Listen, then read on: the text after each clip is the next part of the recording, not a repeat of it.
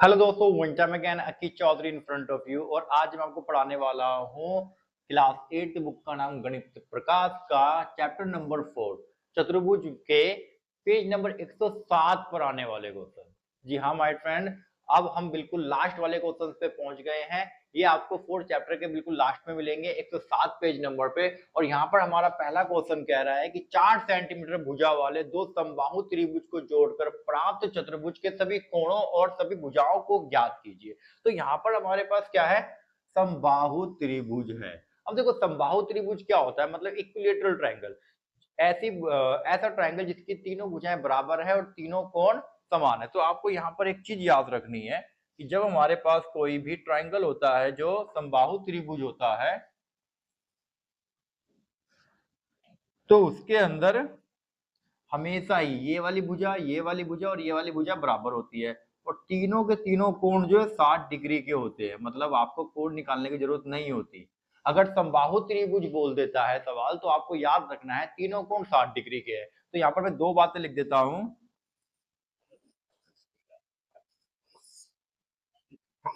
समबाहु त्रिभुज के सभी कोण 60 डिग्री के होते हैं। तो ये दो बातें आपको हमेशा ही याद रखनी है, मतलब याद कर लो। समबाहु त्रिभुज है, सभी कोण 60 डिग्री के। क्या बोला मैंने? समबाहु त्रिभुज है, सभी कोण 60 डिग्री के। अब यहाँ पर आपको ध्यान देना है कि ये कह रहा है 4 सेंटीमीटर भुजा, मतलब जो भुजा है वो 4 सेंटीमीटर की है। तो इसका मतलब ये भी 4 होगा, ये भी 4 होगा और ये भी 4 होगा। ठीक है, 4 सेंटीमीटर भुजा वाले दो समबाहु त्रिभुज को जोड़कर प्राप्त चतुर्भुज। ठीक है, तो यहाँ पर दो त्रिभुजों को जोड़ा जा रहा है। देखिए ये एक त्रिभुज हो गया और एक त्रिभुज यहाँ से इसमें जोड़ दिया गया। तो एक त्रिभुज, दो त्रिभुज, दोनों के दोनों समबाहु त्रिभुज है। दोनों के दोनों की जो भुजाएं हैं वो 4 सेंटीमीटर है। चतुर्भुज के सभी कोण और सभी भुजा ज्ञात करें। तो हमें चतुर्भुज जो बनेगा, देखो हम चतुर्भुज बनाते हैं। सबसे पहले हमने एक समबाहु त्रिभुज बना लिया। ये एक समबाहु त्रिभुज है और इसके जैसा ही एक समबाहु त्रिभुज हमने मैं दूसरा समबाहु त्रिभुज बना रहा हूं दूसरे कलर से। तो बच्चे हमने दो समबाहु त्रिभुज बना लिए हैं, जिसमें से ये समबाहु त्रिभुज मेरा 60 डिग्री का होगा, कंफर्म है। ये भी मेरा 60 का होगा, ये भी मेरा 60 का होगा। और ये वाला कोण भी जो दूसरा ट्रायंगल है वो भी मेरा 60 डिग्री का होगा, वो भी मेरा 60 डिग्री का होगा। और ये वाला कोण भी मेरा 60 डिग्री का होगा। मतलब दो ट्रायंगल है तो सभी के सभी कोण 60 डिग्री के होंगे। अब ये बन गया एक चतुर्भुज। क्या बन गया ये एक चतुर्भुज बन रहा है। ठीक है, अब चतुर्भुज जो है इसने पूछा इसके सभी कोण और सभी भुजाएं ज्ञात करनी है, सभी भुजा और सभी कोण ज्ञात करने हैं। तो देखो सबसे पहले हम इसका नाम दे देते हैं, ए बी सी डी। अब यहां पर हमारे पास दो ट्रायंगल है। एक ट्रायंगल तो हमारे पास है ए बी सी और दूसरा ट्रायंगल हमारे पास है, दूसरा triangle B C D. B C D, ये डी है। ठीक है, तो इस तरीके से हमारे पास ए बी डी और बी सी डी दोनों को मिलाने के बाद ये बन गया। अब इसके देखो हमें सभी कोण निकालने हैं। तो एंगल एक क्या होगा, ये एंगल एक 60 डिग्री का होगा। ठीक है, तो एंगल बी क्या होगा, एंगल बी होगा, एंगल ये 60 और ये 60 दोनों को जोड़ने पर हमारा क्या आ जाएगा, 60। तो यहां पर हम इसको थोड़ा सा लिख के दिखा देते हैं, A B D, angle A B D. और एंगल ए बी डी को जोड़ना है हमें किसमें, सी बी डी में, सी बी डी। ठीक है, ये हमारा हो जाएगा 60 प्लस 60 इक्वल टू 120। ठीक है, अब देखो ए के सामने वाला कोण जो होगा वो भी 60 डिग्री का होगा और बी के सामने वाला कोण जो है पूरा है ये भी 60 60 120 होने हैं। तो एंगल डी हमारा ये भी हो जाएगा 60 प्लस में 60 इक्वल टू 120। तो चार कोण हमने निकाल लिए, 1 2 3 4। अब भुजाएं बताने, देखो भुजाएं उसने बोलती 4 सेंटीमीटर की है। मान लो ये 4 सेंटीमीटर है, ये भी 4 सेंटीमीटर है, ये भी 4 सेंटीमीटर है और ये भी 4 सेंटीमीटर है। ठीक है, तो ये सारे 4 सेंटीमीटर के हैं। तो ये समांतर चतुर्भुज नहीं बनेगा, ये बनेगा हमारा एक समचतुर्भुज। तो यहाँ पर हम लिख देते हैं जो ए बी है हमारा, ए बी हमारा 4 सेंटीमीटर है। फिर हमारा बी सी, बी सी जो है वो भी 4 सेंटीमीटर है। फिर सी डी, सी डी भी हमारा 4 सेंटीमीटर है। और ADB हमारा 4 सेंटीमीटर। ठीक है, तो ये सभी के सभी बाहर के सभी भुजाएं बराबर है। जब किसी भी चतुर्भुज की सभी भुजाएं बराबर होती है तो वो समचतुर्भुज होता है। तो जब दो समबाहु त्रिभुज को हम आपस में जोड़ देते हैं तो एक समचतुर्भुज प्राप्त होता है। इस प्रकार ABCD एक समचतुर्भुज है। ठीक है, समझ में आ गया। तो काफी आसान क्वेश्चन था, ज्यादा कुछ हमको सॉल्व करना नहीं पड़ा। हम देखेंगे अब सेकंड क्वेश्चन। तो सेकंड क्वेश्चन कहता है एक पतंग की रचना कीजिए जिसके विकर्णों की लंबाई 6 सेंटीमीटर और 8 सेंटीमीटर हो। तो हमने पहले भी ऐसे क्वेश्चन बहुत सारे किए हैं। हमें विकर्ण की सहायता से एक पतंग की रचना करनी है। तो पतंग एक क्वाड्रिलेटरल होता है, मतलब चतुर्भुज होता है, 4 भुजाएं वाली होती है। तो हमारे पास सबसे पहले तो हम क्या करेंगे, 6 सेंटीमीटर और 8 सेंटीमीटर की हमारे विकर्ण है। तो हम पहले 8 सेंटीमीटर का बना लेंगे एक लाइन।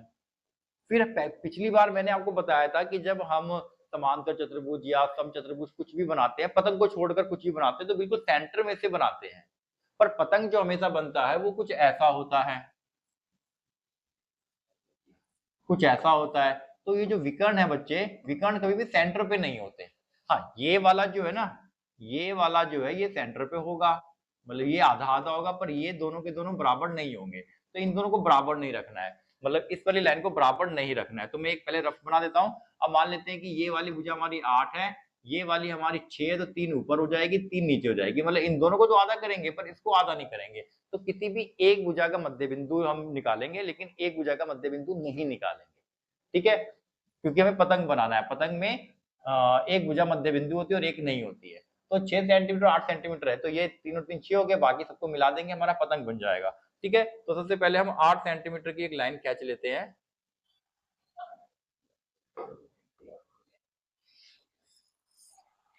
मान लो ये हमारा 8 सेंटीमीटर की एक लाइन है।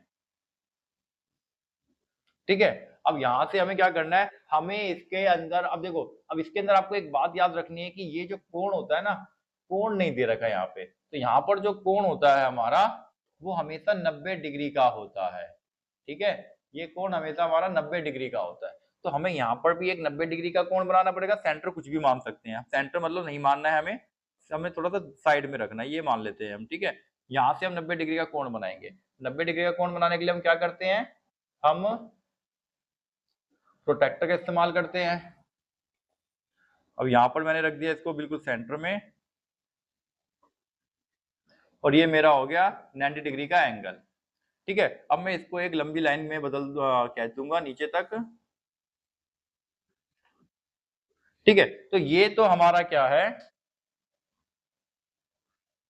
अब हमें क्या करना है, हमें इस वाली लाइन को तो 8 सेंटीमीटर चाहिए था, और ये वाली लाइन हमें 6 सेंटीमीटर चाहिए था। तो हम उसके लिए स्केल का इस्तेमाल करेंगे, जिसको हम रूलर भी कहते हैं। सबसे पहले तो हम इसको 8 सेंटीमीटर का बना लेंगे भाई। ठीक है, ये हमारा 8 सेंटीमीटर का हो गया यहाँ तक, जहाँ पे हमारा साइन है। और दूसरा हमको बनाना है सेंटर में, ये वाली लाइन हमें बिल्कुल सेंटर में रखनी है। इसका मिड पॉइंट भी होना चाहिए, दोनों इक्वल होने चाहिए ऊपर नीचे। तो हम क्या करेंगे, 6 सेंटीमीटर का तो 3 सेंटीमीटर को हम बीच में रख देंगे।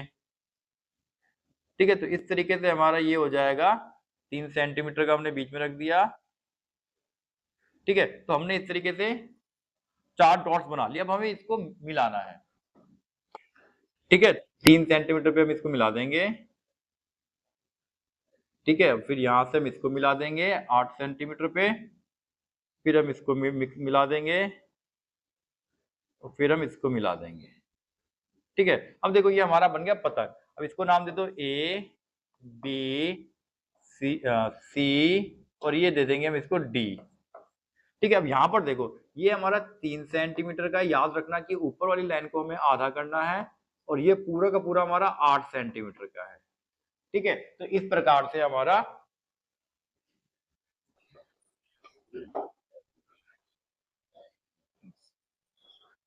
विकर्ण 6 सेंटीमीटर तथा 8 सेंटीमीटर वाला पतंग हमारा इस प्रकार है। ठीक है, तो इस तरीके से बनाना है हमें। ठीक है, तो यहाँ पर आपको याद रखना है कि पतंग के अंदर जो विकर्ण होते हैं वो हमेशा 90 डिग्री पर ही काटते हैं। ठीक है, ये कुछ चीजें आपको याद रखनी पड़ेंगी। अब हम करेंगे थर्ड क्वेश्चन, और थर्ड क्वेश्चन में हमारे पास है दो चतुर्भुज। इन दोनों के अंदर हमें क्या करना है, निम्नलिखित समलम चतुर्भुज के शेष कोणों का मान ज्ञात कीजिए। अब देखो समलम चतुर्भुज क्या होता है, सबसे पहले तो याद रखो समलम चतुर्भुज, मैं हर चतुर्भुज के बारे में साथ साथ बताता भी रहूंगा।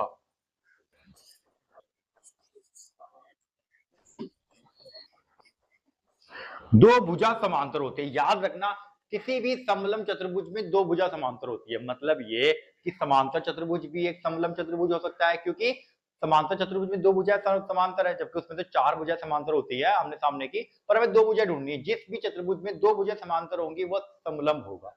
ठीक है, तो समलम चतुर्भुज, अब देखो यहाँ पे इसका साइन होता है कि ये समलम है। ठीक है, अब आपको एक यहाँ पर नई बात याद रखनी है कि जब कोई दो लाइनें समांतर होती है, उसको तीसरी लाइन आके यूं काटती है, तो ये कोण और ये कोण हमेशा ही 180 डिग्री के होते हैं। मतलब इन दोनों को जोड़ने पर अगर ये ए है, एक है, ये दो है, तो एंगल एक जमा में एंगल दो हमेशा ही 180 डिग्री के होंगे। इसको कहते हैं तिर्यक रेखा पर बने कोण। क्या कहते हैं? तिर्यक रेखा पर बने कोण। तो सबसे पहले मैं पहले कोण को सबसे पहले मैं फर्स्ट क्वेश्चन करूंगा, इसको नाम दे देता हूं मैं ए बी सी और डी। ठीक है, तो यहां पर देखो कि ये AD और BC जो है समांतर है, तो इसका मतलब ये समांतर है, ये भी समांतर है, तो इसका मतलब ये दोनों को जोड़ने पर 180 आएगा। तो हम यहां पर लिख देते हैं, फर्स्ट क्वेश्चन सॉल्व कर रहे हैं हम, एंगल A जमा एंगल B इक्वल टू हो जाएगा 180। ब्रैकेट में क्या लिखेंगे? एक ही तिर्यक रेखा पर बने कोण, एक ही तिर्यक रेखा पर जो दो कोण बनते हैं उनको जोड़ने पर 180 आता है। ठीक है, तो एंगल A एंगल B हमें पता है बच्चे, तो एंगल B हमारा है 135 डिग्री। अब एंगल B को मैं यहीं रखूंगा, एंगल B पता है हमें, तो एंगल A यहां रहेगा, एंगल B का मान रख दिया, तो एंगल B को मैं यहीं रखूंगा और 135 को मैं उधर भेज दूंगा, माइनस का हो जाएगा, और एंगल A का मान मेरा हो जाएगा 45 डिग्री। ठीक है, तो एंगल A का मान निकाल लिया हमने। ठीक है, अब निकालना है एंगल D। तो एंगल D में भी देखो बच्चे सेम फॉर्मूला दोबारा लगाएंगे हम, क्योंकि ये अब की बार तिर्यक रेखा ये बन जाएगी। ये क्या है? हमारी तिर्यक रेखा है। ठीक है, तो ये हमारा समांतर लाइनों के बीच में दोनों को जोड़ने पर क्या आएगा? 180 आएगा। तो एंगल C जमा में एंगल D, एंगल C जमा एंगल D 180 डिग्री होगा, और ब्रैकेट में सेम इसी को उतारना है, सेम टू सेम, एक ही तिर्यक रेखा पर बड़े कोण। ठीक है, तो एंगल C एंगल D, तो एंगल C हमारा है इस बार 105 डिग्री का, एंगल D को हम ये रखेंगे, और 105 वहां जाके माइनस का हो जाएगा, एंगल D हमारा आ जाएगा 180 में से 105 जाएगा तो आ जाएगा हमारे पास 75। ठीक है, तो एंगल C और एंगल A और एंगल D हमने निकाल लिया, B और C हमें पहले से ही पता था। तो इस तरीके से सॉल्व करना है। अब देखो सेकंड वाला जो हमारे पास है, सेकंड वाले का है हमारे पास, नाम देते पहले P Q R S। आप अपनी मर्जी से नाम दे सकते हो, ABCD XYZ कुछ भी, PQRS नाम दे दिया। अब यहाँ पर देखो, यहाँ पर ये कह रहा है कि ये दोनों के दोनों भुजाएं जो है समांतर हैं, और ये इसका मतलब होता है बराबर, तो ये दोनों भुजाएं बराबर है। तो यहाँ पर देखो PQ बराबर है SR, अगर PQ और RS बराबर है तो ये कोण और ये कोण बराबर होंगे। ठीक है, ये कोण और ये कोण क्या होंगे? बराबर होंगे, याद रखना हमेशा ही। ठीक है, तो एंगल P बराबर है एंगल R, से बोलेंगे समान भुजा के सम्मुख कोण, जो हमने त्रिभुज में पढ़ा था, सम्मुख कोण। ठीक है, समान भुजा के सम्मुख कोण बराबर होते हैं। तो एंगल P अगर मेरा 100 है, तो एंगल S भी मेरा कितना हो जाएगा भैया? 100 हो जाएगा। तो एक तो हमने निकाल लिया, बाकी के तीन निकालने हैं। बाकी के तीन में हम पुराना लगाएंगे जो भी पीछे लगाया था हमने। देखो ये दोनों भुजाएं समांतर है, जब समांतर लाइनें होंगी तो ये कोण, ये तिर्यक रेखा बन जाएगी, तो ये कोण और ये कोण जोड़ने पर 180 डिग्री आएगा। तो एंगल P और एंगल Q दोनों को जोड़ने पर 180 आएगा, और ब्रैकेट में लिखेंगे हम एक ही तिर्यक रेखा पर बड़े कोण बराबर होते हैं। तो एंगल P जो है मेरे पास 100 डिग्री है, तो एंगल P का मान मैं रखूंगा 100, plus angle Q equal to 180, angle Q को मैं यही रखूंगा, एंगल 180 में से 100 माइनस हो जाएगा, तो एंगल Q आ जाएगा मेरा 80 डिग्री का। तो एंगल Q हमने निकाल लिया। अब सेम देखो, हमें S पता लग चुका है 100 है, तो ये 100 है, तो इसका मतलब इन दोनों, अब ये दोनों तो पैरेलल है हमारे, समांतर है, तो ये इस बार तिर्यक रेखा बन जाएगी, SR तिर्यक रेखा है। तो यहाँ पर मेरे पास PQ तिर्यक रेखा थी, तो मैं यहाँ पर लिख भी सकता हूँ साथ में PQ तिर्यक रेखा है, इसको आप लिख देना इससे पहले। ठीक है, अब यहाँ पर ऐसा तिरक रेखा है तो मैं इसको लिख देता हूं SR तिरक रेखा है। ऐसा तिरक रेखा है, ऐसा जब तिरक रेखा होगी तो ये एंगल और ये एंगल मतलब एंगल X जमा एंगल R हमारा 180 डिग्री का होगा।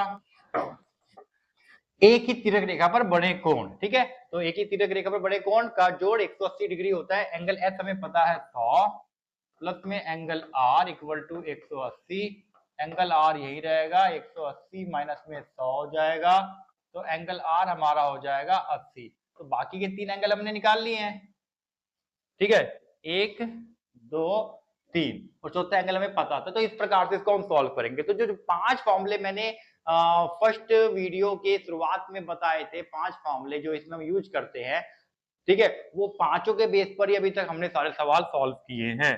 तो वो 5 आपको याद रखने हैं, नोटबुक में भी उतार लेना। अब देखो यहाँ पर अब हम करेंगे फोर्थ क्वेश्चन। तो फोर्थ क्वेश्चन में क्या कहता है, एक वेन आरेख बनाइए। तो वेन आरेख बनाना है हमें जिसमें समांतर चतुर्भुज, पतंग, समचतुर्भुज, आयत और वर्ग के समूह को दर्शाया गया हो। तत्पश्चात निम्नलिखित प्रश्नों के उत्तर दीजिए। तो पहले हमें तो एक वेन आरेख बनाना है, मतलब वेन डायग्राम बनाना है। उसके बाद इन 3 क्वेश्चनों के हमें आंसर भी देने हैं। तो ध्यान से देखेंगे हमें क्या क्या बनाना है। तो समांतर चतुर्भुज बनाना है, पतंग, समचतुर्भुज, आयत और वर्ग। सबसे पहले तो आपको वेन डायग्राम के बारे में पता होना चाहिए। वेन डायग्राम क्या होता है, देखो मान लो कि हम वेन डायग्राम के अंदर हम एक प्रेजेंटेशन करते हैं सर्कल से।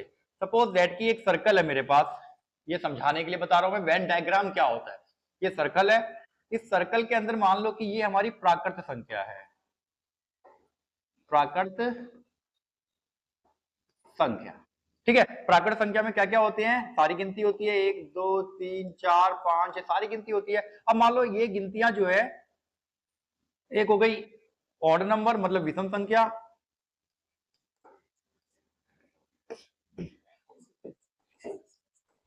मतलब 1 3 5 7 ये सारे नंबर हो गए, और ये हो गए हमारा सम संख्या, ये सम संख्या है। अगर मुझको तो इस तरह के जो डायग्राम बनेंगे, देखो अब विषम संख्या और सम संख्या जब आपस में दोनों मिल जाएंगे तो पूरी प्राकृत संख्या बनाएंगे, तो प्राकृत संख्या के अंदर दोनों के दोनों आएंगे, ठीक है। तो इस तरह के प्रेजेंटेशन को हम कहते हैं वेन डायग्राम। अब हमें इसी चीज को हमें समांतर चतुर्भुज, पतंग, समचतुर्भुज, आयत और वर्ग पे बनाना है। सबसे पहले तो आपको इन सब के बारे में पता होना चाहिए कि समचतुर्भुज क्या होता है। आपको सारे चतुर्भुज के बारे में पता होना चाहिए, इनके बेसिक्स पता होने चाहिए। अब देखो मैंने आपको बताया था कि जितने भी हमारे समचतुर्भुज, आयत और वर्ग होते हैं वो सारे के सारे समांतर चतुर्भुज होते हैं। तो सबसे बड़ा जो सर्कल बनेगा हमारा वो बनेगा समांतर चतुर्भुज का।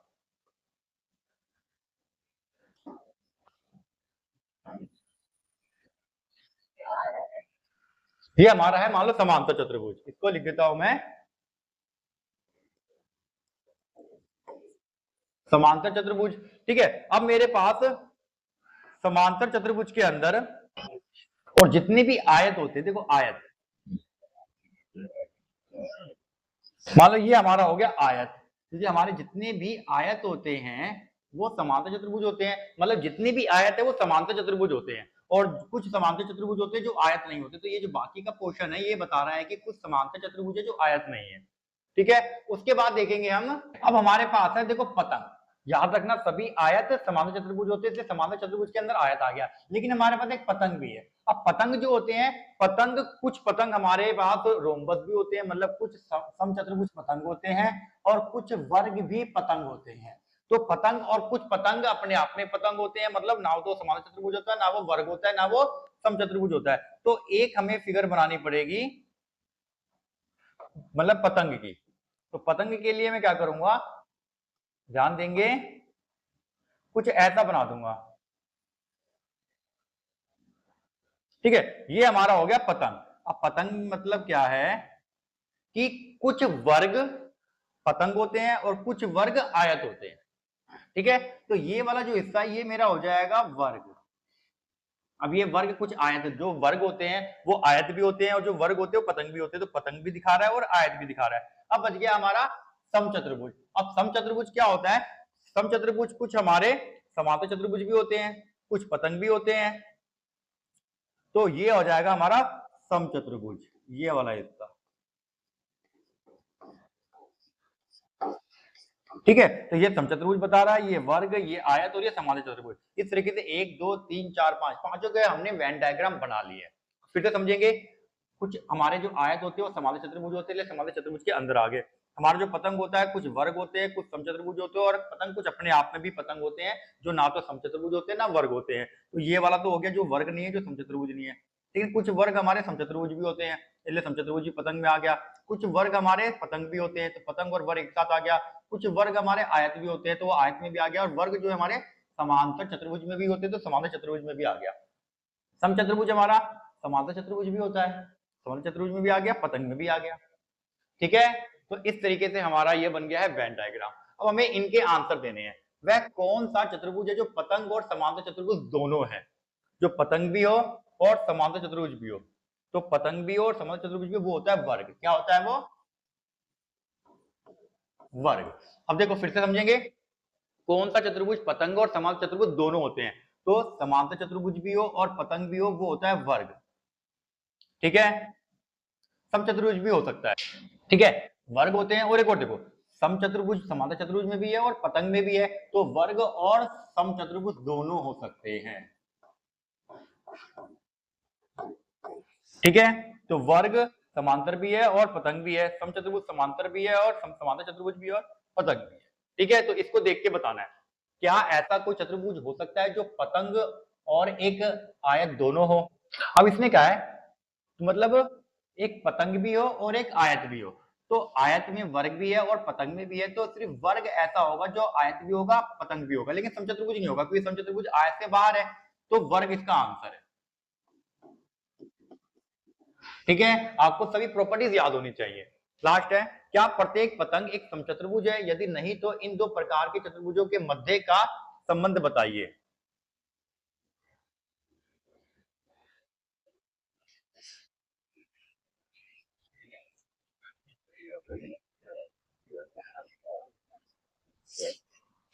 इसका आंसर समझेंगे और हमें उत्तर भी देने हैं, लिख के ही बताना है। क्या प्रत्येक पतंग एक समचतुर्भुज है?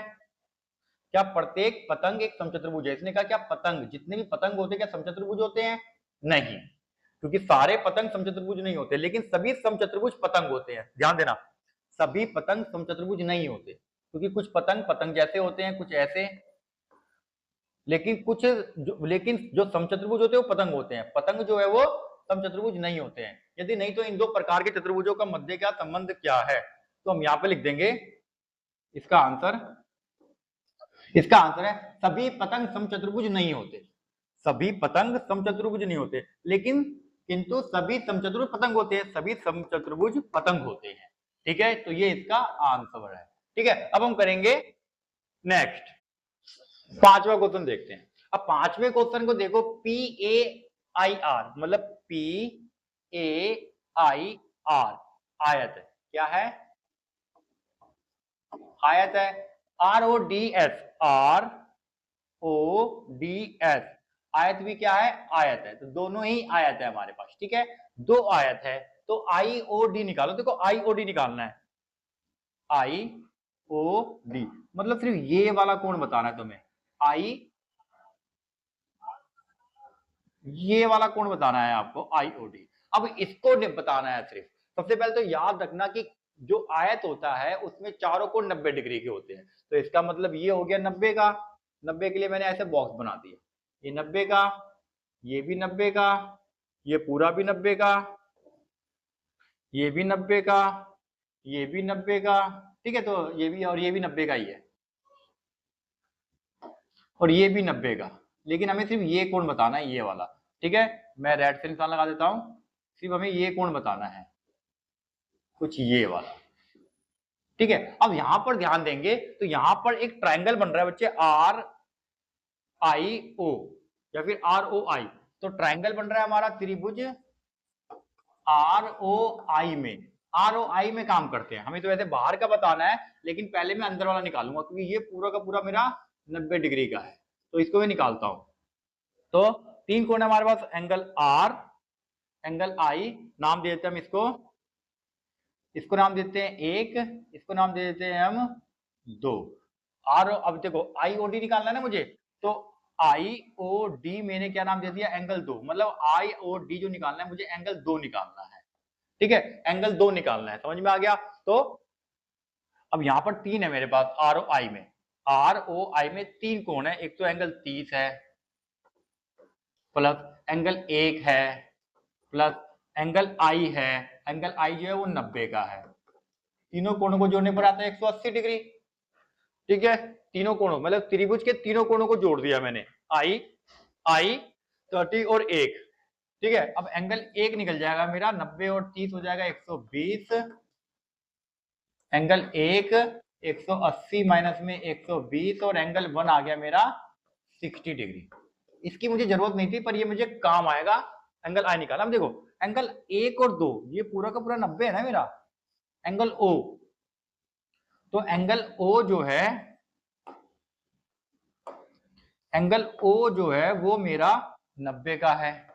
तो एंगल O में एंगल 1 और एंगल 2 है, दोनों को जोड़ने पर मेरा क्या आएगा, 90 तो आएगा, क्योंकि ये पूरा का पूरा 90 है, ठीक है। एंगल 1 की वैल्यू मैं निकाल चुका हूं, एंगल 1 की वैल्यू 60 है, तो एंगल 2 की वैल्यू मेरे पास हो जाएगी 90 माइनस में 60। अब 90 में से 60 को माइनस करूंगा मैं, तो एंगल 2 मेरा आ जाएगा 30, और एंगल 2 जो था मेरा वो IOD था, एंगल IOD इक्वल टू 30, तो एंगल IOD मेरा निकल गया, मुझे ये निकालना था जो कि 30 डिग्री का है। आंसर हो गया हमारा 5th। अब हम करेंगे 6th क्वेश्चन, और 6th में चांदे का प्रयोग किए बिना 6 सेंटीमीटर विकर्ण वाला एक वर्ग की रचना करें। अब देखो अभी तक हमने जितने भी कोण बनाते थे वो हम प्रोटेक्टर की मदद से बनाते थे, मतलब D की मदद से बनाते थे, लेकिन अब की बार हमें क्या करना है, हमें वर्ग तो बनाना है पर हमें D का इस्तेमाल नहीं करना है। अब देखो वर्ग बनाने के लिए आपको पहले तो याद रखना पड़ेगा, जो रफ है हमारा, ये रफ हम काम कर रहे हैं, वर्ग के अंदर चारों भुजाएं बराबर होती है।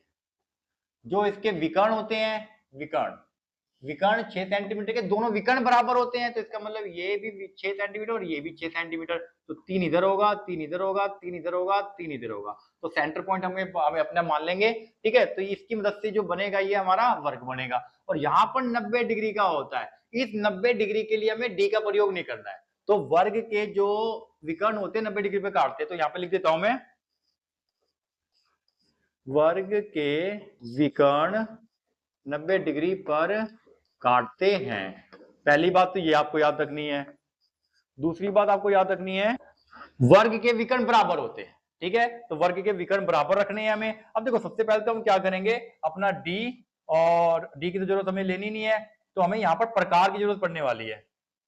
तो सबसे पहले तो हम यहाँ पे रूलर ले लेंगे, और एक ले लेंगे अपना, यहाँ हमें प्रकार की जरूरत पड़ने वाली है, हम प्रकार की सहायता से ही 90 डिग्री का कोण बनाएंगे, कंपास, ठीक है। तो हमने कंपास ले लिया,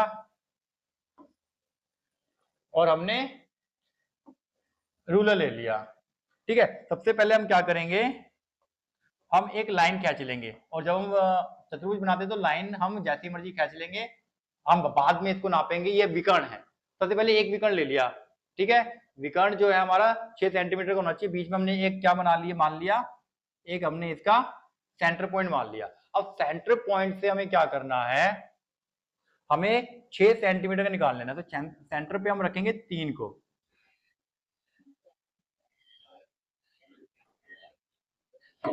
ये येलो वाली जो लाइन है वो हमारी 6 सेंटीमीटर की है, मतलब ये हमारा 3 हो गया, ये भी 3 हो गया, ठीक है। अब यहां पर जो 3 सेंटीमीटर का कंपास, अब देखो यहाँ पे हमें क्या करना है, हमें इस लाइन का 90 डिग्री का कोण बनाना है, प्रकार को यहां रखना और यहां पर एक ऐसा आर्क बना लेना, ठीक है, बना लोगे।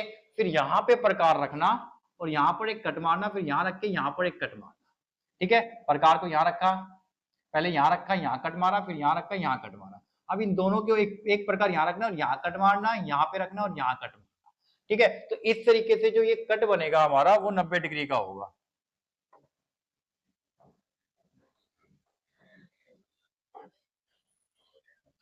कुछ ऐसे, ये 90 डिग्री का होगा। अब क्या करना, अब इसको 3 सेंटीमीटर का बना लेना, मतलब 3 सेंटीमीटर ऊपर 3 सेंटीमीटर नीचे, तो इसका मतलब सेंटर पे कहाँ रखेंगे हम, इसको 3 पे रखेगा। देखो 3 को मैंने सेंटर पे रखा है।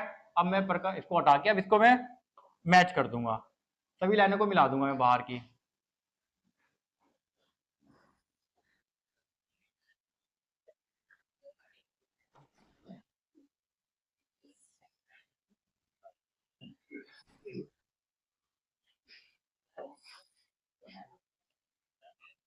ठीक है, तो ये हमारा है 3 विकर्ण, 3 3 3। ये विकर्ण जो है हमारे अंदर के 3 3 6 और ये भी 6 हो गया, बीच में 90 डिग्री का बन गया। अब इसको घुमा दोगे तो कुछ ऐसा ही दिखेगा ये हमारा। ठीक है, जब आप कॉपी में बनाओगे प्रकार के साथ तो काफी अच्छा बनेगा, ये वर्ग जैसा बन जाएगा बिना प्रकार के साथ आते। अब देखो 90 डिग्री का कोण जो मैंने बनाया है उसको थोड़ा रफ में समझते हैं। 90 डिग्री का कोण बनाने के लिए सबसे पहले तो हम बीच में सेंटर होता है, सेंटर से एक प्रकार से ऐसा गोला बना लेते हैं। ठीक है, फिर यहाँ पे प्रकार को रख के यहाँ कट मारते हैं, फिर यहाँ प्रकार रख के यहाँ कट मारते हैं।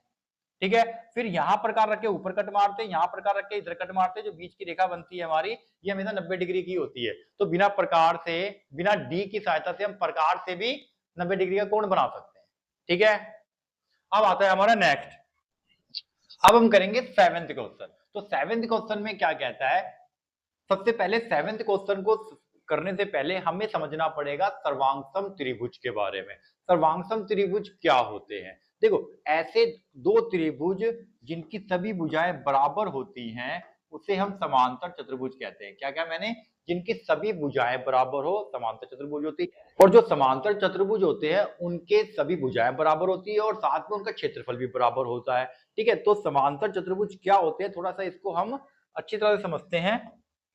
तो समांतर चतुर्भुज देखो, दो त्रिभुज सर्वांगसम कहलाते हैं जब उनकी संगत भुजाएं और संगत कोण बराबर हो। मतलब अगर उनकी संगत भुजाएं जैसे ये 5 सेंटीमीटर, ये भी 5 सेंटीमीटर, ये 7 सेंटीमीटर 7 सेंटीमीटर, 6 सेंटीमीटर 6 सेंटीमीटर, तो ये इसके तीनों भुजाएं बराबर है। संगत भुजा तो ए बी की संगत भुजा कौन सी है, डी ई। एसी की संगत भुजा कौन सी है, डी एफ। और बीसी की संगत भुजा कौन सी है, ई एफ। तो ये संगत भुजाएं होती है। अगर ये सभी भुजाएं बराबर हो जाए तो उसे सर्वांगसम त्रिभुज कहते हैं। और सर्वांगसम त्रिभुज का साइन होता है ऐसा, ये साइन होता है सर्वांगसम का। ठीक है, तो ये सर्वांगसम हो गया। और उसके संगत कोण बराबर होते हैं। मतलब ये येलो वाला जो है बी वो ई के बराबर है, ए डी के बराबर है और सी एफ के बराबर है। ठीक है, सर्वांगसम त्रिभुज प्रूव करने के लिए हमारे पास कुछ कंडीशंस होती हैं। ठीक है, उस कंडीशन को समझेंगे। सबसे पहला कंडीशन हमारा आता है फर्स्ट, तीनों भुजाएं बराबर। S S S S S का मतलब होता है ट्रिपल एस, भुजा भुजा भुजा। जब तीनों भुजाएं बराबर अगर आप किसी दो ट्रायंगल में सिद्ध कर देते हो तो वो सर्वांगसम त्रिभुज बन जाती है। और अभी हम सीखेंगे उसको सिद्ध करना।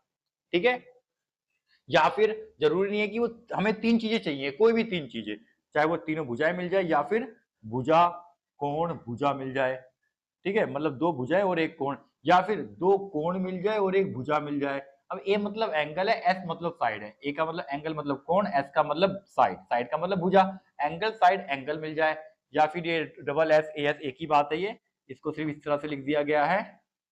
ठीक है, दो एंगल और एक साइड है, दो एंगल और एक साइड है। एक हमारे पास होता है आर एच एस जिसका यूज हम 9th क्लास में करने वाले हैं माय डियर। ठीक है, तो 9th क्लास में इसके बारे में हम ज्यादा अच्छी तरह से पढ़ेंगे। फिलहाल यहाँ पे शॉर्टकट में याद कर लो। आर का मतलब होता है राइट एंगल, राइट एंगल मतलब 90 डिग्री का। एच का मतलब होता है कर्ण, और एस का मतलब होता है कोई भी भुजा। मतलब किसी भी दो त्रिभुज में अगर एक को 90 डिग्री का मिल जाए उसके, या फिर उसके कर्ण बराबर मिल जाए, या फिर दोनों में से एक भुजा बराबर मिल जाए, जब ये तीनों चीज हमें बराबर मिल जाती है तो वो दोनों त्रिभुज हमारे सर्वांगसम हो जाते हैं। ठीक है, तो यहाँ पर हम फर्स्ट क्वेश्चन को देखेंगे इसी के बेस पर, सर्वांगसम त्रिभुज के बेस पर। ठीक है, तो पहला क्वेश्चन हमारा है, यहाँ पर ये है ए और ये है बी। तो यहाँ पर हमारे पास दो क्वेश्चन है। ठीक है, ए और बी। हमें इसको क्या करना है, हमें इसके अंदर ये पूछा है कि case A C A S E एक वर्ग है। तो ये वर्ग हमें पहले से पता है, मतलब ये चारों कोण इसके 90 के होंगे अगर ये वर्ग है, तो याद रखना है सारी चीजें। ठीक है, you V W X, U V W x ये इसके मध्य बिंदु है। जब मध्य बिंदु होता है तो ये भुजा इसके बराबर होती है, ये भुजा इसके बराबर हो जाती है, मतलब ये और ये बराबर हो जाते हैं, ये और ये बराबर है, ये और ये बराबर है। ठीक है, याद रखना। अब ये बोल रहा है कि यू वी डब्ल्यू एक्स किस प्रकार का चतुर्भुज है। यू वी डब्ल्यू एक्स किस प्रकार का चतुर्भुज है। ठीक है, तो हमें बीच वाले चतुर्भुज का नाम बताना है कि कौन सा चतुर्भुज है। तो आइए हम चेक करते हैं कौन सा चतुर्भुज है हमारा। सबसे पहले हमारे पास आता है ए। हम पहले ए को सॉल्व करते हैं। तो यहां पर हमें याद रखना है कि ये सभी 90 डिग्री के हैं, पहली बात तो। ठीक है, दूसरा यहां पे दिया है, दिया है मतलब जो सवाल ने हमें कहा है, सवाल ने कहा है कि सी ए एस ई एक वर्ग है। ठीक है, सी ए एस ई एक वर्ग है जिसके अंदर U V W X, U V W x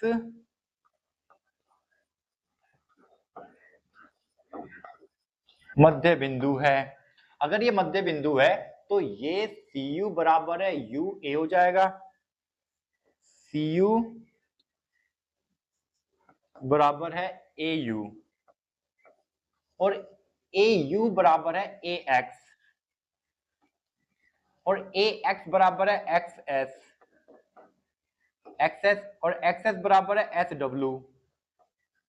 मतलब इस तरह से सारे के सारे बराबर हो जाएंगे। ठीक है, ये याद रखना है। ठीक है, तो सारे के सारे बराबर हो जाएंगे। अब हमें अंदर वाले चतुर्भुज को बताना है कि ये क्या है। ठीक है, तो इसके लिए हम क्या करेंगे, यहां पर देखो दो ट्रायंगल बन रहे हैं हमारे, एक पहला ट्रायंगल और ये दूसरा ट्रायंगल। इन दोनों ट्रायंगल को हम सर्वांगसम प्रूफ करेंगे, जो भी अभी ने समझा था। सर्वांगसम प्रूफ करने के लिए सबसे पहले इसको नाम देते हैं हम एंगल 1, इसको एंगल 2, इसको एंगल 3 और इसको एंगल 4।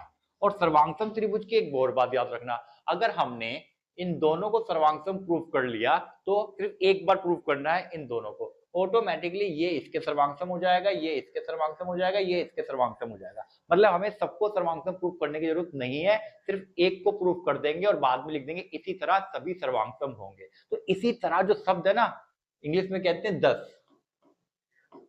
ठीक है, इस वर्ड का लिखकर हम लिख देंगे इसी तरह सभी के सभी सर्वांगसम हो जाएंगे अगर जरूरत पड़ती है तो।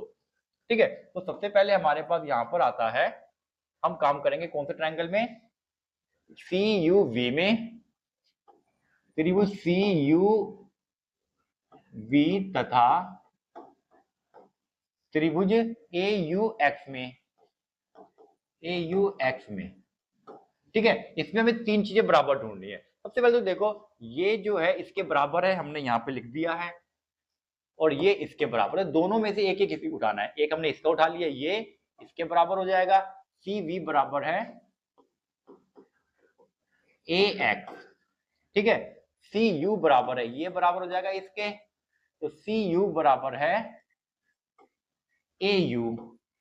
दो चीजें हो गई। अब तीसरी चीज कहां मिलेगी, देखो ये 90 डिग्री का है, एंगल सी और एंगल ए 90 डिग्री के हैं, तीन चीजें मिल गई। जब तीन चीजें मिल जाती हैं तो ट्रायंगल सी यू ए सर्वांगसम हो जाता है ट्रायंगल ए यू एक्स के। ब्रैकेट में लिखते हैं साइड एंगल साइड, मतलब दो भुजाएं हैं और एक कोण है, तीनों बराबर हो गए। अब तीनों जब बराबर हो जाते हैं तो याद रखना, जब कोई दो त्रिभुज सर्वांगसम हो जाते हैं तो उनके बचे हुए जो बाकी के तीन चीजें हैं, तीन चीजें तो बराबर हमने लिख दी, जो बाकी के तीन चीजें वही बराबर हो जाती है। बाकी के तीन चीजें क्या हो जाएंगी, एंगल 1 बराबर है एंगल 4, इसमें हम लिखते हैं सर्वांगसम त्रिभुज के संगत भाग। ठीक है, सर्वांगसम त्रिभुज के संगत भाग। ठीक है, अब यहां पर एंगल 2 मतलब एक इसका लेना है एक इसका लेना है, तो एंगल 2 बराबर एंगल 3। और एक चीज और बची है क्या, यू वी बराबर है यू एक्स, यू वी बराबर है यू एक्स। तो दो भुजाएं और एक दो कोण और एक भुजा बराबर है, सेम चीज इसमें लिखी जाएगी और सेम चीज इसमें लिखी जाएगी। ठीक है, अब आगे देखेंगे। अब हमें इस वाले एंगल को पता करना है कि ये क्या है। तो सबसे पहले तो ये इसके बराबर हो चुकी है माय डियर, मतलब यू वी और यू एक्स बराबर हो चुका है सर्वांगसम त्रिभुज के संगत भाग से। ठीक है, अब हमें इस एंगल को देखने के लिए देखो, अब इस एंगल को हम फाइंड करते हैं ये क्या है, एंगल पता करते हैं कि ये क्या है। तो ये सी यू एक रेखा है, सी ए, सी एक रेखा दिख रही है तुम्हें। अब इसमें हम ये तीनों कोणों को जब जोड़ेंगे, इस वाले एंगल को, इस वाले एंगल को, इस वाले एंगल को, तो 180 आएगा रेखिक युग्म से। इसका नाम देते हैं एंगल 5। ठीक है, तो सी ए एक रेखा है। जब भी हम रेखिक युग्म का प्रयोग करते हैं तो ये लाइन जरूर लिखते हैं, सी ए एक रेखा है। जो भी लाइन होती है उसका नाम जरूर लिखते हैं। ठीक है, तो यहां पर हमें एंगल 2 जमा एंगल 3 जमा एंगल 5 इक्वल टू 180 हो जाएगा। ब्रैकेट में लिखेंगे रेखिक युग्म। क्या लिखेंगे? रेखिक युग्म। और इंग्लिश में लिखते हैं एलपी, लीनियर पेयर। आप एलपी भी लिख सकते हो। ठीक है, तो एंगल 2 और एंगल 3 को देखो, तो एंगल 2 और एंगल 3 बराबर हो चुके थे। तो अब एक चीज और यहां पर ध्यान देते हैं, यहां पर हम एक चीज और लिखते हैं, यहां पर छोड़ते हैं। देखो, अब इस त्रिभुज में देखेंगे सी यू वी में, त्रिभुज सी यू वी में, अब त्रिभुज सी यू वी में ये वाला और ये वाला पहले से ही बराबर थे। सी वी बराबर है सी यू, सी वी बराबर है सी यू। ठीक है, तो इसके सामने का जो कोण है 2 और इसके सामने का कोण 1, वही बराबर हो जाएंगे। एंगल 1 बराबर है एंगल 2, इसको बोलते हैं समान भुजा के सम्मुख कोण। अब सोचो, ये 90 था, ये और ये बराबर है, तो ये कितने होंगे? जब ये 90 है तो ये और ये 45 के हो जाएंगे।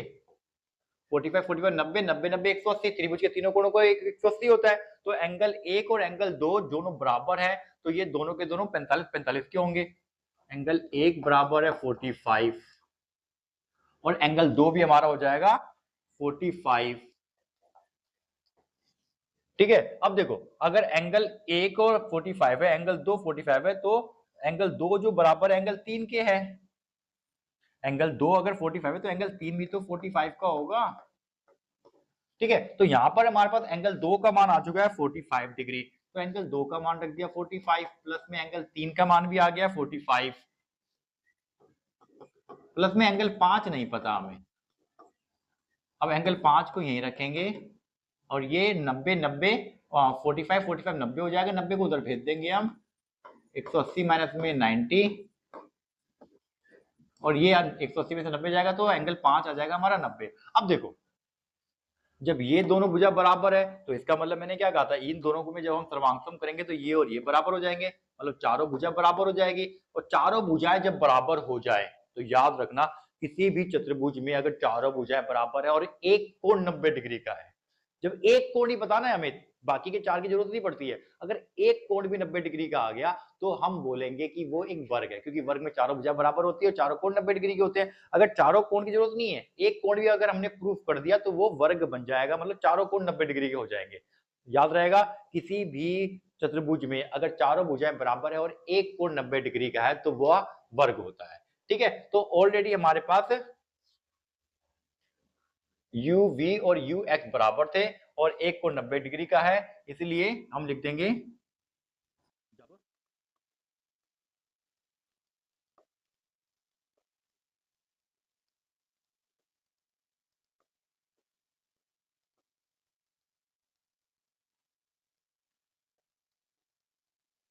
जब किसी चतुर्भुज में चारों भुजा बराबर हो और एक कोण 90 डिग्री का हो तो वह वर्ग होता है। इसलिए क्या था ये, यू वी डब्ल्यू एक्स एक वर्ग है। ठीक है, तो ये वर्ग हो गया हमारा। अब इसका हम बी पार्ट करते हैं, पहले बी पार्ट को पढ़ते हैं। इसमें करना क्या है, बी पार्ट में कहता है ये, इसे ज्यामिति तर्क और रचना मापन के उपयोग द्वारा ज्ञात कीजिए। तो हमने ज्यामिति का प्रयोग करके हमने सिद्ध कर दिया है कि वो एक वर्ग है। अब ध्यान रखना कि ये क्वेश्चन जो आपके सामने है अभी, थोड़ा सा आपको कॉम्प्लिकेटेड सा लग रहा है, क्योंकि ये पहले 9th क्लास और 10th क्लास के क्वेश्चन हुआ करते थे बच्चे। अब जब से बुक चेंज हुई है ये क्वेश्चन 8th क्लास में आ गए हैं। सर्वांगसम त्रिभुज के बारे में 8th क्लास में पहले नहीं पढ़ाया जाता था, 9th क्लास में पढ़ाया जाता था। ठीक है, तो अब सर्वांगसम त्रिभुज के बारे में पढ़ना है और उससे रिलेटेड में जो क्वेश्चन आएंगे वो थोड़े से आपको मुश्किल में डाल सकते हैं, लेकिन आप बार बार प्रैक्टिस करोगे तो आपको आसान लगेंगे। ठीक है, अब यहां पर हम देखेंगे ए सेकंड में कह रहा है एक वर्ग के अंतर्गत एक अन्य वर्ग की रचना करने की विधि ज्ञात कीजिए। तो एक वर्ग है, उसके अंदर जो ये बना हुआ है इसको हमें वर्ग प्रूफ करना है। इसको भी क्या करना है हमें, वर्ग प्रूफ करना है, ठीक है। और वर्ग प्रूफ करने के लिए हमें क्या करना पड़ेगा, हमें दो भुजाएं बराबर कर देनी है, मतलब इन दोनों भुजा को बराबर कर देना है, और एक कोण को 90 डिग्री का प्रूफ करना है। अगर इसको 90 डिग्री का प्रूफ कर दिया तो ये वर्ग के अंदर वर्ग हो जाएगा, लेकिन बाहर वाला वर्ग है ऑलरेडी, ठीक है, ऑलरेडी वर्ग है, इसने कहा है पहले से ही वर्ग है, लेकिन इस पर ये मध्य बिंदु नहीं है, ये मध्य बिंदु नहीं है। तो आइए कैसे करेंगे देखते हैं हम, ठीक है। तो इसको पहले नाम दे देते हैं हम ए बी सी डी, और इसको नाम देते हैं पी क्यू आर एस, ठीक है। तो यहां पर आपको याद रखना है कि यहां पर जो दिया है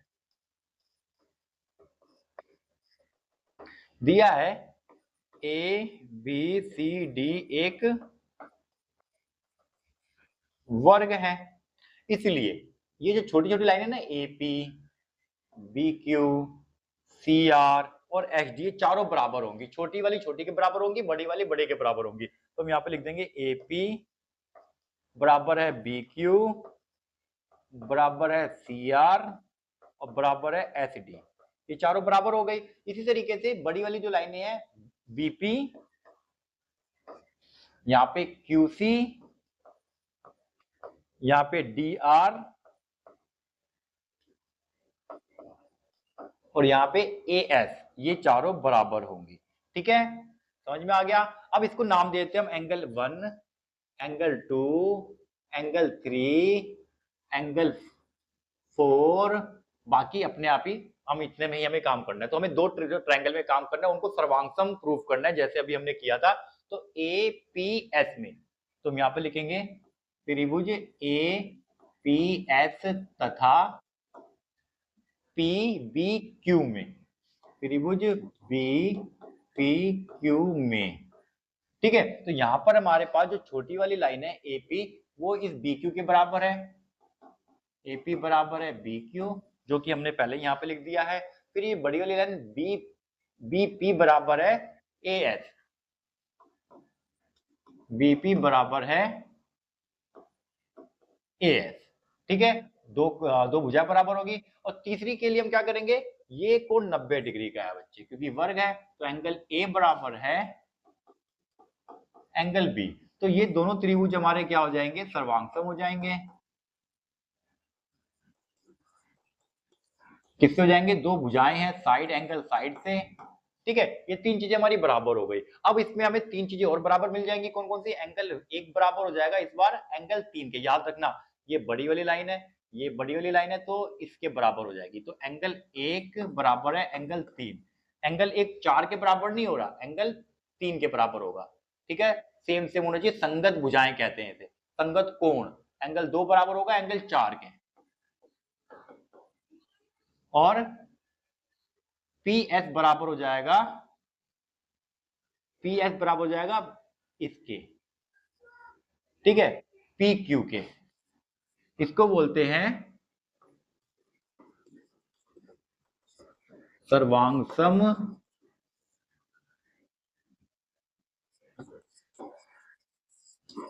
त्रिभुज के संगत भाग, ठीक है। इस लाइन को याद रखना, जब भी हम सर्वांगसम का यूज करते हैं तो इसको लिखना होता है। तो तीनों के तीनों हो गए सर्वांगसम त्रिभुज के संगत भाग से बराबर, ठीक है। अब हम काम करेंगे ए पी एस में, त्रिभुज ए पी एस में। अब ए पी एस में तीन कोण है, एंगल 1, एंगल 2 और 90। एंगल 1 जमा में एंगल 2 जमा में 90 इक्वल टू हो जाएगा 180। त्रिभुज के तीनों कोणों का योग 180 डिग्री होता है। तो यहाँ पर मेरे पास एंगल 1 जमा में एंगल 2, अगर मैं एंगल 1 की जगह पे एंगल 3 लिख दूं तो चलेगा, क्योंकि एंगल 1 और एंगल 3 बराबर है। तो एंगल 1 की जगह पे मैंने एंगल 3 लिख दिया, और 90 को मैं भेज देता हूं उस तरफ। तो एंगल 2 जमा में एंगल 3, बात एक ही है, मैंने 2 पहले लिख दिया 3 बाद में लिख दिया। 180 में से 90 जाएगा तो 90 बचेगा। तो एंगल 2 और एंगल 3 का मान 90 है, इस बात को याद रखना, ठीक है, इसकी जरूरत पड़ेगी अभी। अब हमारे पास आता है, अब यहां पर देखो ये एक लाइन है, अब हम रेखिक युग्म का प्रयोग करेंगे। ये लाइन दिख रही है, ये तीन कोण बन रहे हैं, 2, इसको नाम दे दो 5 और ये 3, इन तीनों को जोड़ने पर 180 आएगा। तो एंगल 2 पहले लिख देते हैं हम ए बी एक रेखा है, ठीक है। तो एंगल 2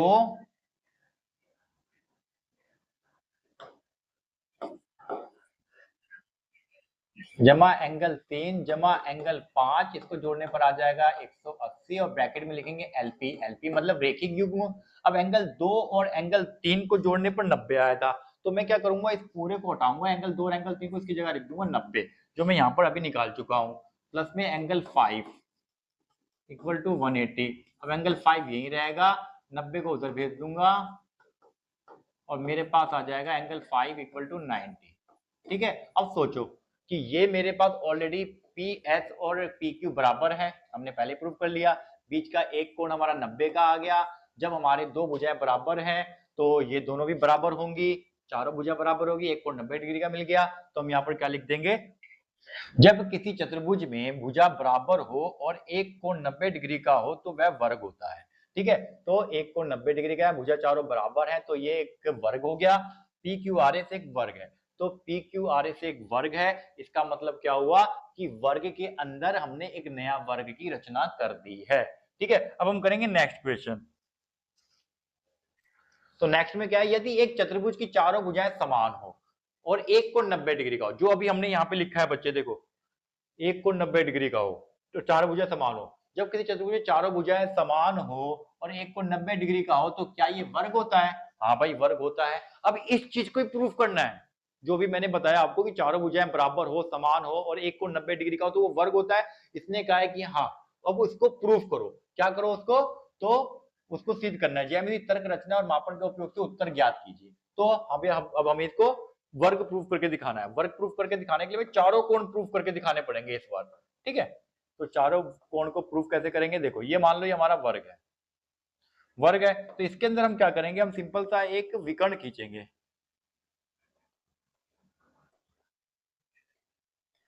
तो ये हमने बना दिया विकर्ण, ठीक है। ये हमारा वर्ग है, नाम देते हैं ए बी सी डी। अब दिया क्या है इसके अंदर, दिया है एक चतुर्भुज की चारों भुजाएं समान हो, तो इसकी चारों भुजाएं समान है, मतलब ए बी बराबर है बी सी बराबर है सी डी बराबर है ए डी। तो ये चारों भुजाएं बराबर है और कोई भी एक कोण 90 डिग्री का है, तो हम मान लेते हैं कि एंगल डी 90 डिग्री का है, एंगल डी 90 डिग्री का है, ठीक है।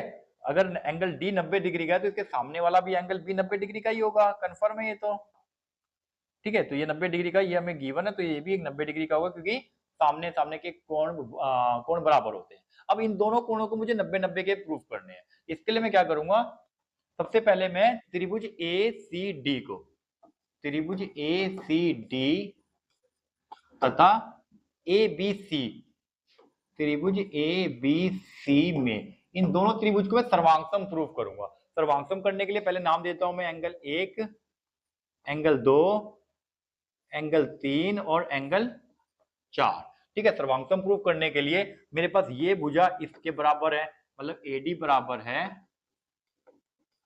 बीसी के और ए बी बराबर है सी डी के, ए बी बराबर है सी डी के। और ये जो एसी लाइन दिख रही है वो इसमें भी है और एसी इसमें भी है, तो दोनों में तो दोनों का ही लिखा जाएगा। एसी एक बार इस ट्रायंगल का और एसी एक बार उस ट्रायंगल का, दोनों सेम है, इसको उभयनिष्ठ कहते हैं, मतलब कॉमन कहते हैं उभयनिष्ठ। तो तीनों बराबर हो गई। जब तीनों भुजाएं बराबर होती हैं तो वो क्या होती हैं, सर्वांगसम हो जाती हैं, होगी सर्वांगसम। और जो सर्वांगसम होती है तो एंगल 1 बराबर होगा एंगल 3 के और एंगल 2 बराबर होगा एंगल 4 के, एंगल 4 के, ठीक है। ये दोनों कोण बराबर हो जाएंगे, इसको लिखेंगे सर्वांगसम त्रिभुज के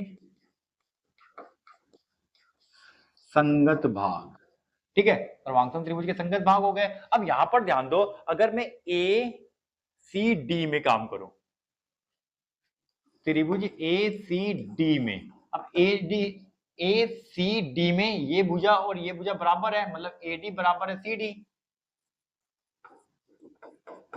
एडी बराबर सी डी है, तो एडी के सामने एंगल 2 और सीडी के सामने एंगल 1 दोनों बराबर होंगे।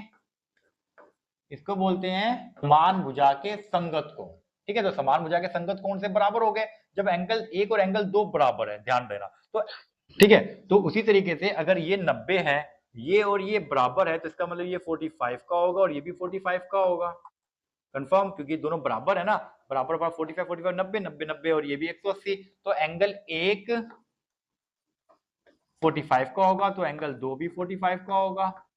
इसी तरीके से एंगल 1 45 का, तो एंगल 3 बराबर है 1 के, तो एंगल 3 भी 45 का होगा। और एंगल 2 बराबर है एंगल 4 के, एंगल 4 भी 45 का होगा। अब इस कोण को देखो, ये जो एंगल ए है, ए हमारा पूरा का पूरा है 1 और 3, मतलब 1 और 3 को जोड़ने पर ए आएगा, तो एंगल ए जो है हमारा एंगल 1 जमा में एंगल 3 है, तो एंगल 1 की वैल्यू हमारे पास 45 है, एंगल 3 की वैल्यू मेरे पास 45 है, जो कि 90 हो गई। तो इसी प्रकार एंगल डी, एंगल सी जो होगा ये भी 90 का होगा, 45 45, ठीक है, तो एंगल सी भी 90 होगा। अब देखो एंगल डी भी 90, एंगल बी भी 90, एंगल ए भी 90 और एंगल सी भी 90। जब चारों कोण 90 डिग्री के हैं तो ए बी सी डी एक वर्ग है। जब चारों कोण 90 डिग्री के तो एबीसीडी एक वर्ग बन जाएगा, ठीक है। तो इस तरीके से हमने चारों कोणों को 90 डिग्री का प्रूव कर दिया। अब करेंगे नेक्स्ट। अब नेक्स्ट में है 9, वह चतुर्भुज किस प्रकार का है जिसमें सम्मुख भुजाएं समान हो। अब सम्मुख भुजाएं समान है, जब हमारे पास सम्मुख भुजा समान होगी, ठीक है, तो ये सम्मुख भुजा मतलब इसके सामने की ये वाली भुजा बराबर है, इसके सामने की ये वाली भुजा बराबर है, ठीक है। तो ए बी सी डी। क्या इसने किसी कोण के बारे में बताया कि कोण बराबर है या 90 डिग्री का, कुछ भी नहीं बताया। जब कोण नहीं बताया तो हम उसको आयत नहीं बोल सकते क्योंकि 90 डिग्री का होना चाहिए था, वर्ग भी नहीं बोल सकते क्योंकि 90 डिग्री का होना चाहिए था, लेकिन उसने क्या बोला, सम्मुख भुजाएं बराबर है, तो हम क्या लिख देंगे, ए बी सी डी एक समांतर चतुर्भुज है, क्योंकि समांतर चतुर्भुज में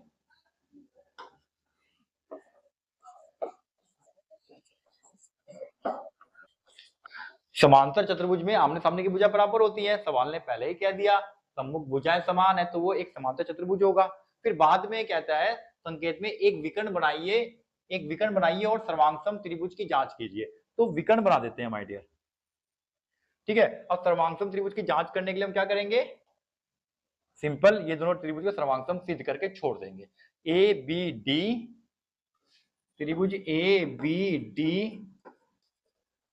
तथा त्रिभुज बी सी डी में, ठीक है। तो यहां पर मुझे क्या मिलेगा, ए बी बराबर है सी डी, एक इस त्रिभुज का और एक इस त्रिभुज का, ए बी बराबर है सी डी। याद रखना एक हमें इस त्रिभुज का लेना है, एक हमें इस त्रिभुज का लेना है, दूसरा इस त्रिभुज का ए डी बराबर है बी सी,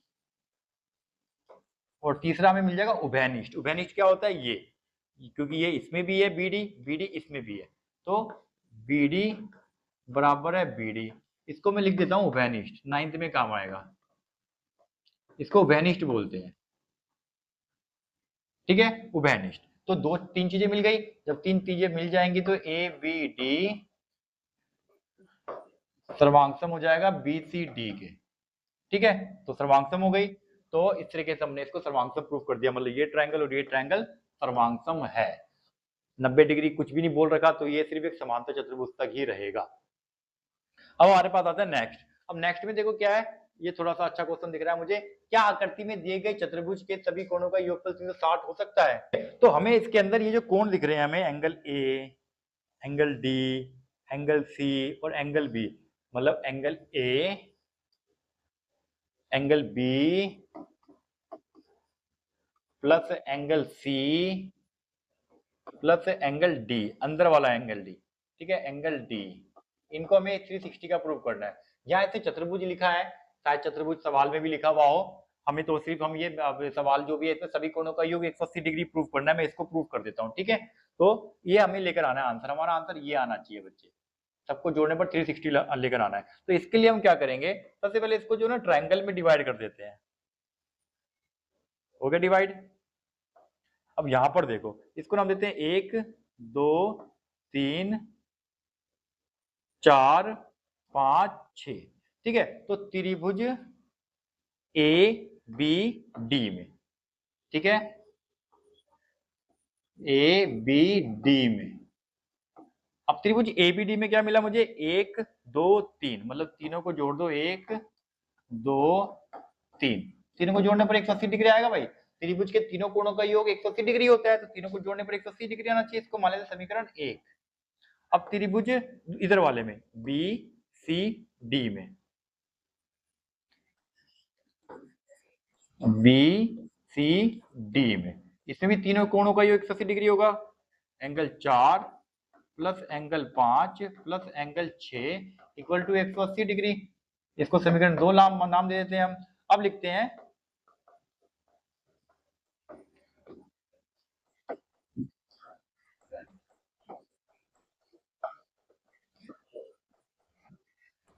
समीकरण 1 2 को जोड़ने पर, मतलब दोनों को जोड़ेंगे, लेफ्ट हैंड साइड वाले को लेफ्ट हैंड साइड में, राइट हैंड साइड वाले को राइट हैंड साइड में, ठीक है। तो 1 2 3 4 5 सबको जोड़ना है।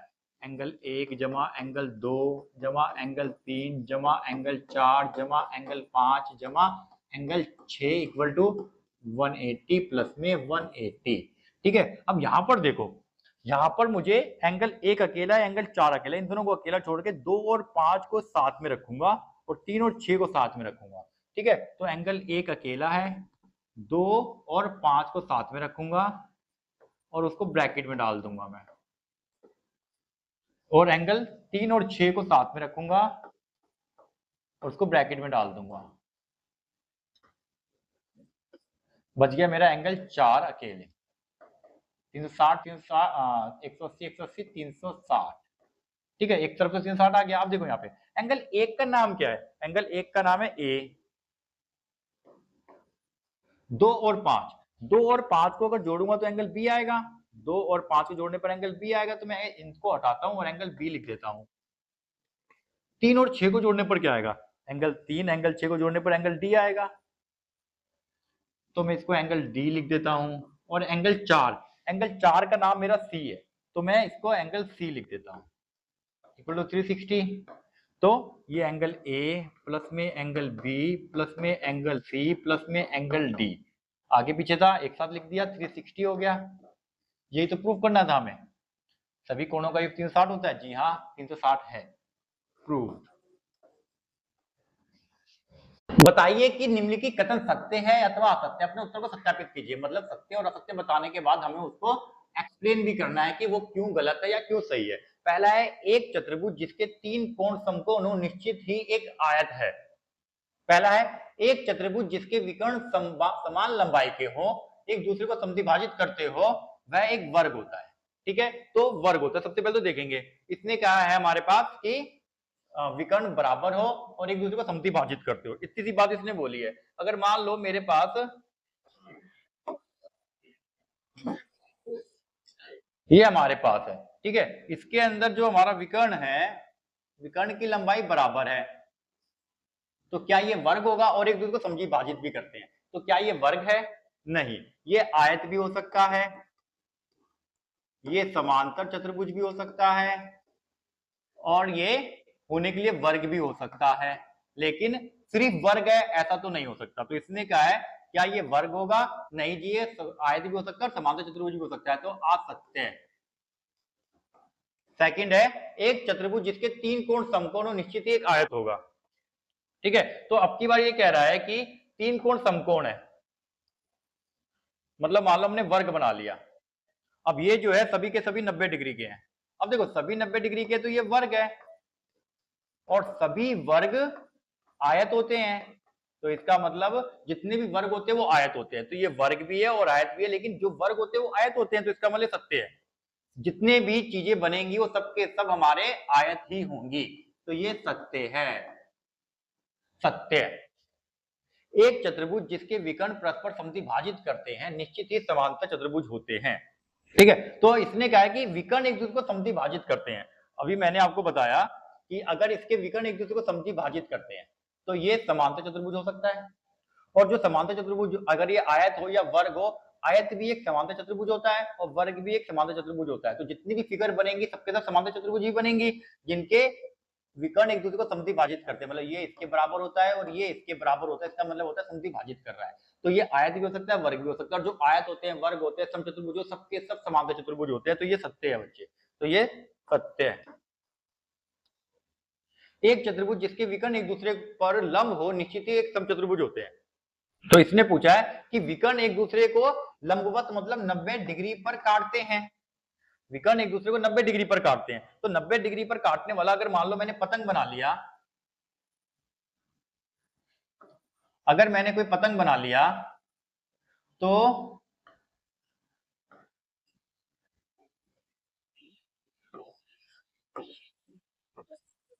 ये 90 डिग्री पे काटेगा। अब विकर्ण एक दूसरे को 90 डिग्री पे काट रहे हैं और इसने कहा है कि वह समचतुर्भुज होता है। जी नहीं, पतंग में भी 90 डिग्री पर काटता है, लेकिन पतंग कभी भी समचतुर्भुज नहीं हो सकता। तो ये हमारा असत्य है।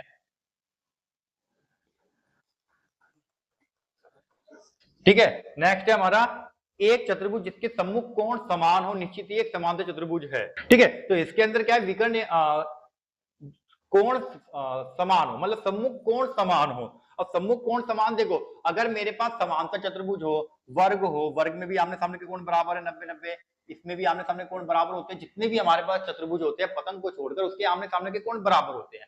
और जितने भी पतंग को छोड़कर जितनी भी हमारे पास चतुर्भुज है, चाहे वो आयत हो, चाहे वो वर्ग हो, चाहे वो समचतुर्भुज हो, सबके सब हमारे क्या होते हैं, समांतर चतुर्भुज ही होते हैं। तो समांतर चतुर्भुज में आमने सामने के कोण बराबर होते हैं, ये हमें पहले से पता है। तो ये सत्य है, ये हो गया सत्य। नेक्स्ट है एक चतुर्भुज एक आयत होगा यदि इसके प्रत्येक कोण समान हो। ठीक है, तो ये भी सत्य है। ठीक है, आयत होगा यदि इसके प्रत्येक कोण समान हो। देखो, प्रत्येक कोण जब समान होंगे तो टोटल कोण जो होते हैं हमारे 4 होते हैं, और चारों के चारों अगर चारों कोणों का मान 360 डिग्री होता है। अगर 360 डिग्री को मैं 4 से डिवाइड कर दूं, क्योंकि 4 कोण है तो 90 आ जाएगा, तो मतलब चारों 90-90 होंगे। और इसने कहा है कि वह आयत होगा। क्या बोला इसने कि एक चतुर्भुज एक आयत होगा यदि उसके प्रत्येक कोण समान हो। तो जब प्रत्येक कोण समान होंगे, 90-90 के होंगे, तो 90-90 वाले कोण जितने भी होते हैं वो हमारे वर्ग होते हैं या फिर आयत होते हैं। तो वर्ग जो होता है वो भी एक आयत होता है, तो फाइनल वो आयत ही बनना है। तो ये सत्य है।